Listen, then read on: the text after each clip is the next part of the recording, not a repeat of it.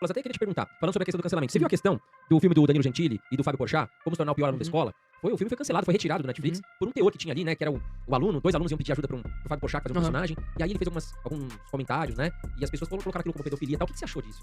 Então, como eu disse, né, a galera não quer analisar nada. Que é muito mais fácil você falar se é contra ou a favor. Inclusive, eu lá falo que o brasileiro tem dois neurônios, o pró e o contra. Então, ninguém quer analisar nada, né? Então, nesse caso específico, houve uma revolta muito grande pelos personagens e quem eles representam, no sentido do ator mesmo. Então, o Fábio Porchat é um cara de esquerda, é um cara que defende pautas que o conservadorismo não defende. Os conservadores do Brasil não gostam. Então, houve um ataque, eu acredito, por conta disso. Pelo autor ali, pelo ator, né? E o que acontece? A liberdade de expressão, ela é uma discussão muito mais profunda do que as pessoas acreditam. Então, você tem Chomsky, por exemplo, que relata que existem, por exemplo, judeus que não são contrários a uma tese que foi feita, um estudioso, que colocou como se o Holocausto fosse mentiroso. Se fosse parar pra pensar, você fala, pô, o Holocausto aconteceu, nós vamos ficar deixando a gente falar que o Holocausto não aconteceu e ficar influenciando pessoas. A própria comunidade judaica deu a liberdade desse cara falarem isso. Por quê? Segundo ele, a liberdade de expressão é plena e uma sociedade que ela auto se regula não é censurando as coisas, mas deixando com que as coisas aconteçam e que as pessoas consigam analisar que aquilo ali é absurdo. Então, nos Estados Unidos, por exemplo, tem o partido nazista. É pequeninismo, não tem relevância nenhuma. Então, as pessoas vão olhar e falar, pô, ridículo isso, não vou fazer parte daquilo. Mas tem também um outro lado, do seguinte sentido. Toda liberdade ela tem o seu limite. Você não tem uma liberdade de expressão pra poder chegar dentro de um hospital e fazer uma piada com uma pessoa que tem síndrome de Down.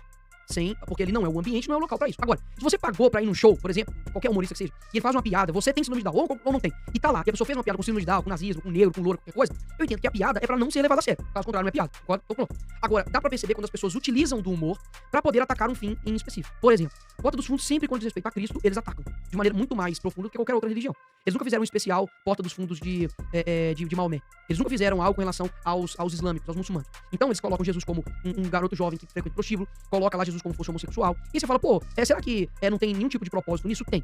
Então a cultura, ela é feita de vários campos. Você tem filmes, tem documentários, tem seriados, tem um monte de coisa. E o humor faz parte disso. Eu acredito que a gente não pode ignorar quem são as pessoas que estão fazendo as piadas.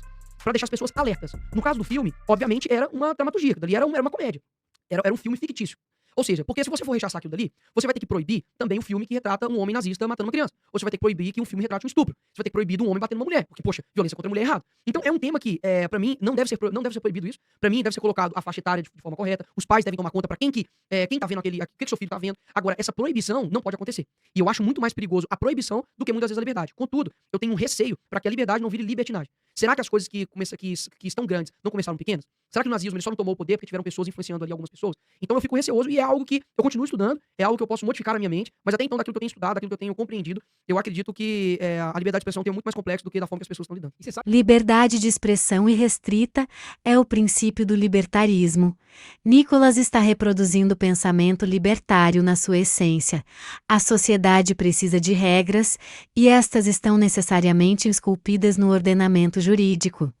No Brasil, nazismo é crime e partidos nazistas jamais serão autorizados, a sociedade assim o quis por meio de seus representantes. O que causa espécie é que a direita quer proibir o comunismo, mas vê como liberdade a possibilidade de existir partido nazista. Confundem propositalmente ditadores com suas ideologias. Ditadores de todos os espectros mataram a despeito da ideologia. Porém o nazismo, em regramento oficial, prega um mundo feito de uma raça perfeita, ariana, e o extermínio é a eliminação de todos os demais, considerados defeituosos ou imperfeitos. É este o modo cristão de ser dessa turma. Pinochet era capitalista, implantou o sistema libertário definido por Milton Friedman dos Chicago Boys, e o regime chileno ceifou milhares de vidas. Então o capitalismo é assassino como o comunismo? Segundo a ótica tortuosa deles, não. Simplesmente ignoram as matanças das ditaduras argentina e chilena. Só para ficar na América do Sul, na Argentina os Chicago Boys também atuaram. Nicholas toca num tema bem cabuloso, revisionismo do Holocausto. Fala genericamente de um estudo, e que a comunidade judaica permite a liberdade de expansão dessa ideia para que as pessoas mesmas vejam que não procede. Como assim? Esse revisionismo nega fatos históricos documentados com grande acervo e de conhecimento amplo. Uma aberração sem precedentes na história. Então devemos permitir partidos nazistas e aceitar placidamente esse revisionismo? Tudo pela liberdade de expressão? Liberdade de quem? Cara pálida, se vocês vociferam violentamente contra o revisionismo da história do Brasil, Pois é, mas se observarem bem, eles criticam apenas o revisionismo que interessa, a questão do império, da proclamação da república, do regime militar, tudo que favorece a narrativa deles. Aliás, eles mesmos tentam revisar o regime de 64. Transformando os militares em comunistas por simples falácia retórica relativa ao positivismo. Já falamos em lives, como a que trata do projeto Brasil Profundo do Eduardo Bolsonaro, sobre a ligação do nazismo com a alta direita americana. Os revisionistas são, em grande parte, autores libertários e muitos financiados por empresários bilionários como Charles Koch e antes por seu pai Fred Koch.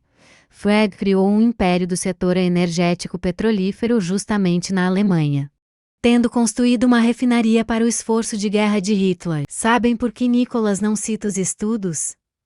Porque os autores revisionistas formam a base libertária, chamada incorretamente de liberal, da direita extrema americana, especialmente o trumpismo, da qual a direita brasileira é o braço sul-americano. Existe até um instituto revisionista, o IHR, nos Estados Unidos, com farta literatura de muitos dos gurus em economia, história e outras áreas dos direitistas brasileiros.